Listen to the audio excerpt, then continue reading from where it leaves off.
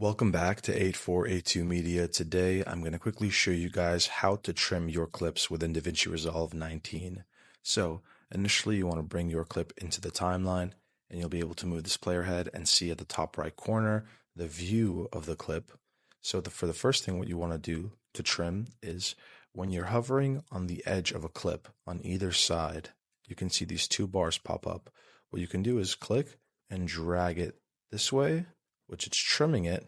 I could let go at any moment. And then same thing for the beginning of the click. I can click and drag it and it's trimming these. So that's how you trim with that option, right? And now what I can also do is I can move the player head and press Command B. Command B. And now I have cut up a little piece, deleted that piece, clicked on the empty space, and push those two clips together. So that's how you trim in Davinci Resolve 19. Thank you guys for watching and have a great day.